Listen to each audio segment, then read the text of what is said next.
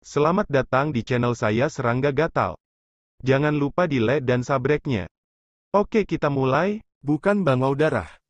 Han Yun tidak bisa menahan rasa takut dan kedinginan di hatinya. Bahkan mereka tidak bisa melihatnya sekilas. Ledakan. Tidak menunggu Han Yun pulih, sosok bangau darah di kejauhan tiba-tiba menghilang begitu saja. Saat berikutnya, ujung pedang tiba-tiba muncul, menusuk alis Han Yun. Cepat seperti teleportasi. Han Yun tercekik, seluruh tubuhnya menjadi dingin, dan wajahnya tiba-tiba berubah.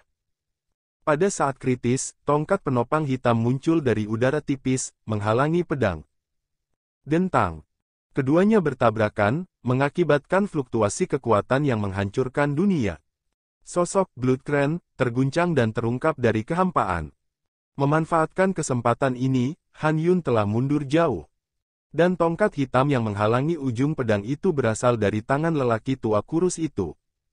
Penyamaran ini sangat ampuh. Pria tua kurus itu berbicara dengan dingin, suaranya serak dan ironis, hanya saja lelaki tua itu tidak pernah berpikir bahwa reinkarnasi Kaisar Malam Abadi benar-benar akan menggunakan trik orang yang tidak layak seperti ini. Di kejauhan, sosok bangau darah diam-diam berubah, dan telah berubah menjadi penampilan asli Su Yi. 5 Raja Abadi datang untuk bergabung untuk berurusan denganku, makhluk abadi virtual, ada apa? Su Yi tertawa. Ledakan. Suara itu masih bergema, sosoknya melayang ke langit, dan dia mengayunkan pedangnya ke arah Han Yun. Pria tua kurus itu berkedip, menggerakkan langit, mengangkat kruk hitam, dan mengosongkan sedikit. Banyak pelangi hitam muncul sekaligus, dan mereka berubah menjadi sepasang cakram penggilingan yin dan yang. Kekosongan hancur dan runtuh, dan dunia bergetar. Su Yi mengerutkan kening. Orang tua ini sangat licik, dia adalah Raja Abadi yang bisa melangkah ke tahap akhir negeri ajaib hanya dengan satu baris. Metode rahasia dan makna mendalam dari jalan yang digunakan juga sangat tirani dan mengancam. Pada saat yang sama, Han Yun mendengus rendah, mendesak kekuatan pesona mandala. Ledakan. Tiba-tiba, kelopak berwarna darah yang menutupi langit dan matahari jatuh, berubah menjadi rantai padat yang tak terhitung jumlahnya, menutupinya. Ini seperti sangkar raksasa, terpenjara di 10 arah, untuk menekan Su Yi. Menghadapi serangan semacam ini, Su Yi menarik napas dalam-dalam dan menyerang dengan berani. Kedalaman matanya melonjak dengan niat bertarung, dan pada sosoknya yang kokoh, niat pedang yang melonjak naik ke langit, menembus langit. Ledakan. Pedang dunia memicu energi pedang yang mempesona dan menakutkan, dan menebas.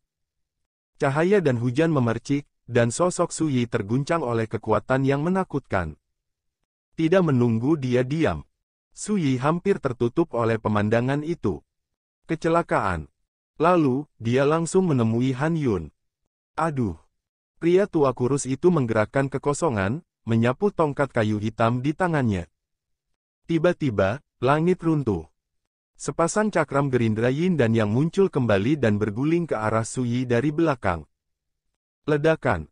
Su Yi tidak mengelak, seluruh tubuhnya meledak, seteguk darah terbatu keluar dari bibirnya, punggungnya panas, kulitnya pecah-pecah, otot dan tulangnya hampir patah.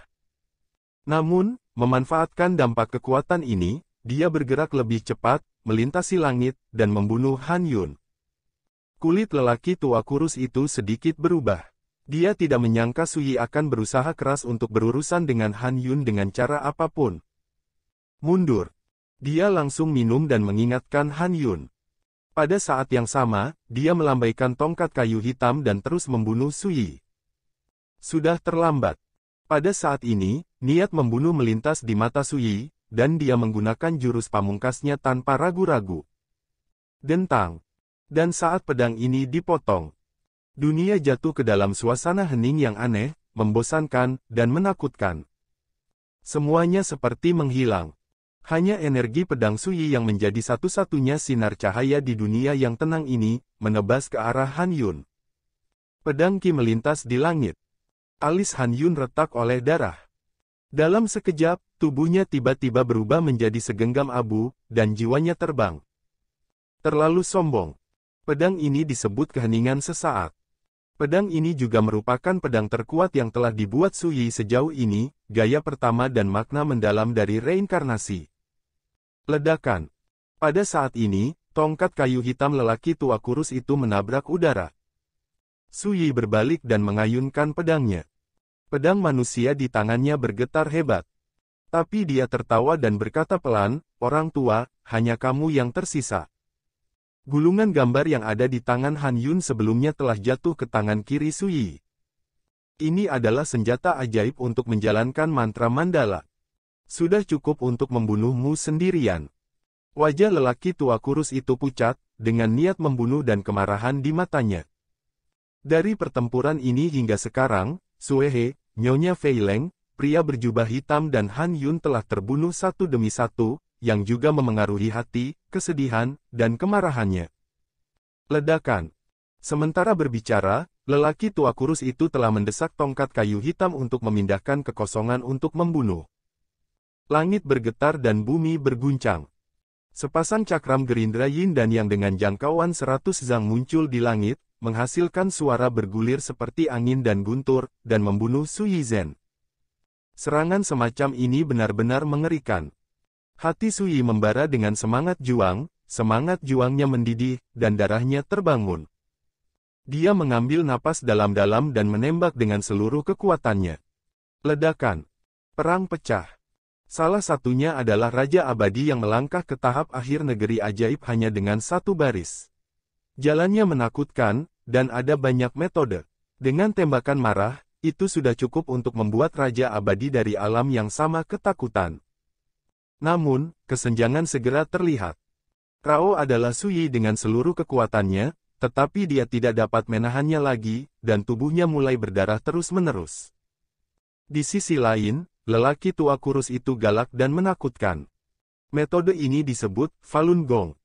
Fatian mengambil ruang abadinya sendiri sebagai langit dan bumi. Ganti jalur, ikuti jalanmu sendiri, bukan aturan langit dan bumi. Inilah yang disebut Falun Gong. Sebagian besar waktu, karakter abadi lebih suka menyebut sarana seperti itu, wilayah Dao. Menjalankan Taoisme sendiri dan menopang dunia. Di alam ini, penguasa alam adalah penguasa Dao yang maha kuasa. Wilayah Dao, yang ditampilkan oleh lelaki tua kurus itu seperti langit kelabu, yang telah menghasilkan hukum biru dan hijau yang tak terhitung jumlahnya dan api ilahi, yang sangat menakutkan. Bahkan jika Su Yi mengetahui misteri, domain Dao, dengan sangat baik, kekuatan kendali Dao jauh dari, domain Dao, yang dikendalikan oleh Raja Abadi, dan akan ditekan berulang kali selama konfrontasi dan hancur. Kontes di jalan seperti itu tidak dapat dikompensasikan dengan pengalaman, keterampilan, dan teknik rahasia. Inilah alasan mendasar mengapa Raja Peri disebut Raja. Mengendalikan kekuatan domain Dao sudah cukup untuk membuat lawan di bawah Immortal King putus asa. Raja Abadi yang dibunuh oleh Su Yi selama konferensi Tianhun menggunakan kekuatan boneka perang jiwa Lei Ze. Di masa lalu, apakah dia memenggal bangau darah, atau membersihkan raja-raja abadi seperti Nyonya Fei Leng, dia lahir dan mati dalam sekejap mata. Selain itu, kultivasi Suehe, Nyonya Fei Leng, Han Yun, dan lainnya jauh lebih rendah daripada lelaki tua kurus ini, dan jelas bahwa mereka belum memadatkan domain Dao yang lengkap. Jika tidak, akan sangat merepotkan untuk membunuh mereka sebelumnya, dan itu tidak akan mudah.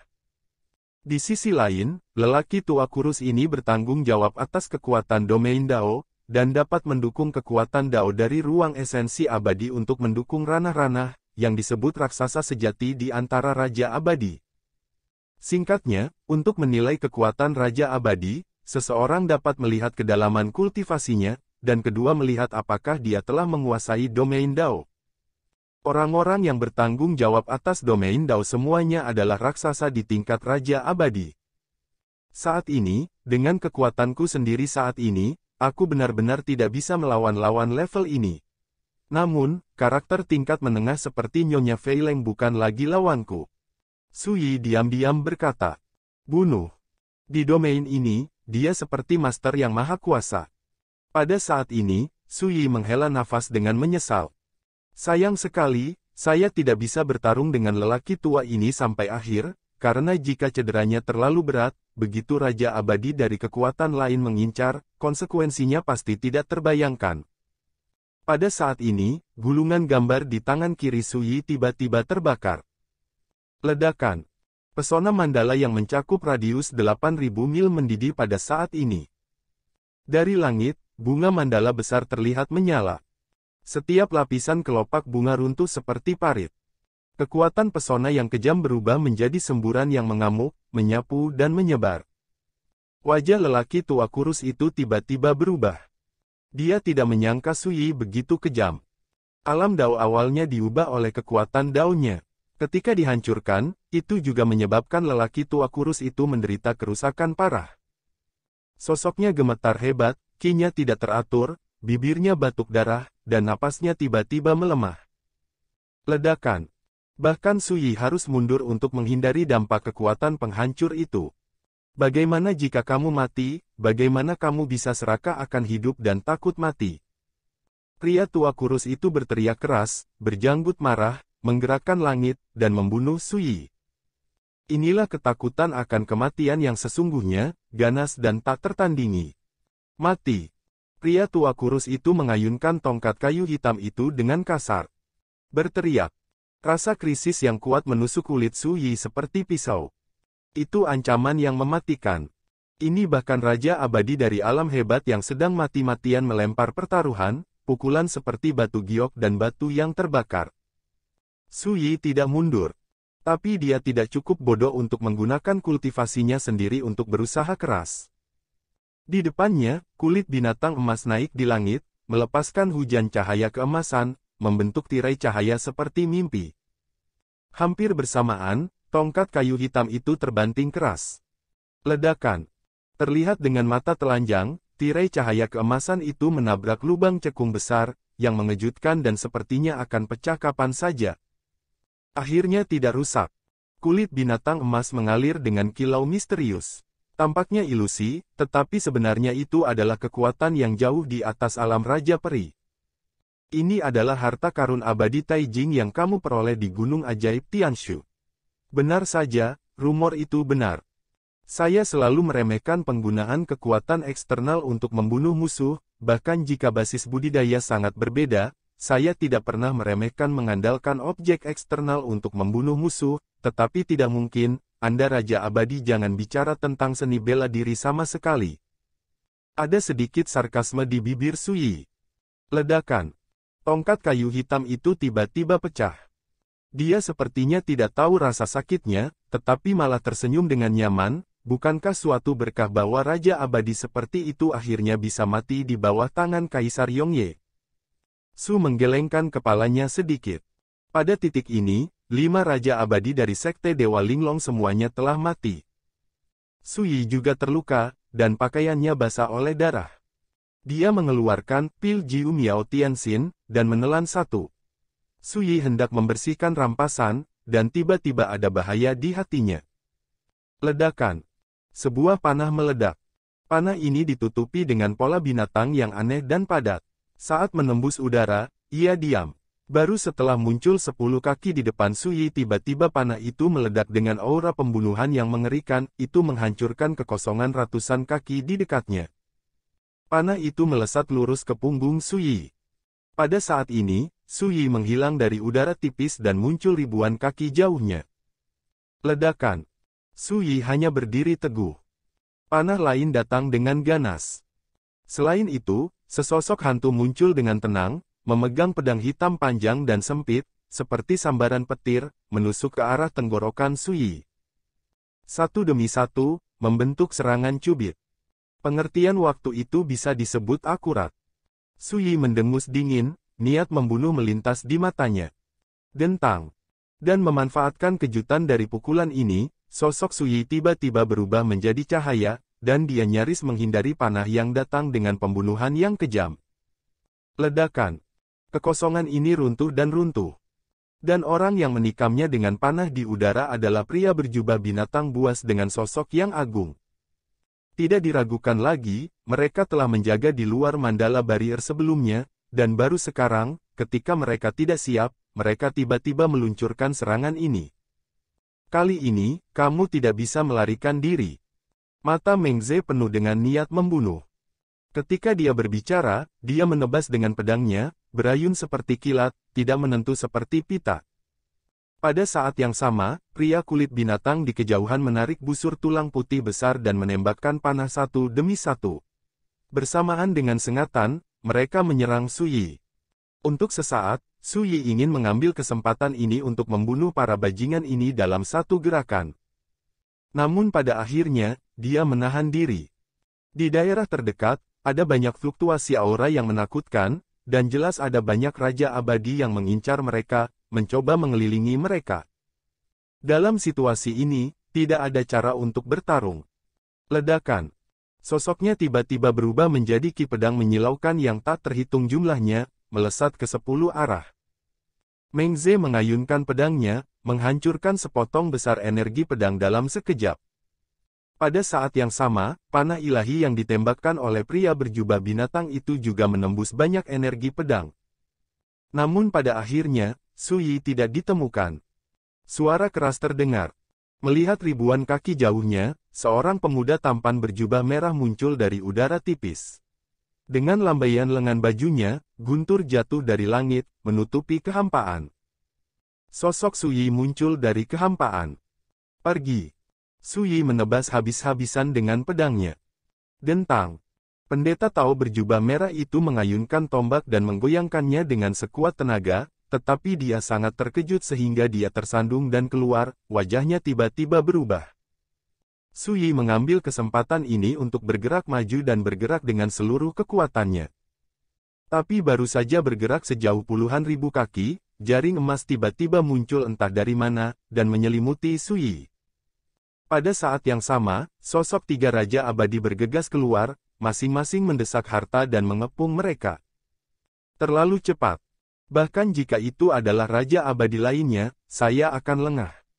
Su Yi acuh tak acuh seperti sebelumnya, hanya sepasang mata yang dalam menjadi lebih dingin.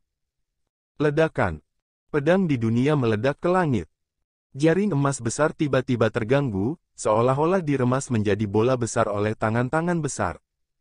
Pada saat yang sama, Su Yi memobilisasi tungku perbaikan surga, menghancurkan serangan tiga raja abadi dalam satu gerakan. Dan untuk ini, harga yang dia bayar adalah 3 luka lagi. Tulang bahu kirinya ambruk dan terbelah, terkena tanda. Tanda pisau dengan tulang yang terlihat dalam muncul di lengan kanan.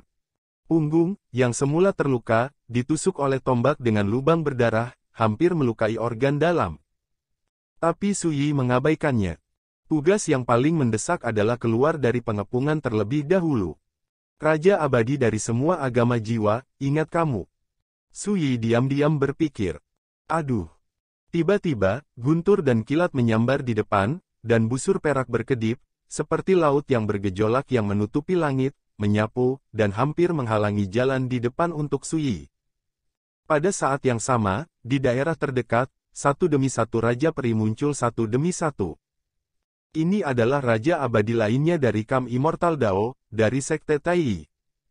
Di belakang, raja abadi dari pasukan Immortal Dao seperti Sekte Shen Huo dan Sekte Wanling juga mengejar dan membunuh mereka dengan seluruh kekuatan mereka. Rasanya seperti jaring, berebut untuk menangkap Su Yi. Situasi yang kacau dan bergejolak begitu menakutkan sehingga cukup membuat siapapun di dunia ini putus asa. Su Yi tidak ragu-ragu, juga tidak berhenti. Ledakan. Di depan, lautan guntur ditembus langsung oleh Su Yi. Dia seperti bambu yang patah. Selama periode ini, semua jenis harta rahasia dan kekuatan magis meraung, semuanya mengungkapkan kekuatan penghancur yang mengerikan, padat. Namun, ketika mengenai Su Yi, itu diblokir dan dijinakkan oleh kekuatan Heaven Repairing Furnace dan kulit binatang emas, dan pada akhirnya hanya sebagian kecil dari serangan yang mengenai Su Yi. Itu juga membuat cedera Su Yi semakin serius. Tapi dari awal hingga akhir, dia tidak peduli sama sekali, dan dia tidak pernah mengerutkan kening. Ledakan. Pria tua berbaju biru itu langsung ditebas dan terbang keluar, memuntahkan darah dari hidung dan mulutnya, dan wajah tuanya penuh kengerian. Sosok Su Yi, seperti pita, terus bergerak maju. Tidak ada yang akan membayangkan bahwa, di bawah blokade dan pengepungan yang begitu berat, Su Yi akan membunuhnya seperti bambu patah.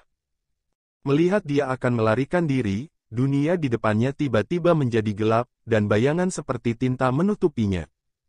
Saat itu, seperti malam yang gelap, suasana tabu yang aneh dan menakutkan tersapu. Rantai hitam aneh ini terus menutup dan membunuh Su Yi Chen. Sekian dulu dari Mimin. Terima kasih.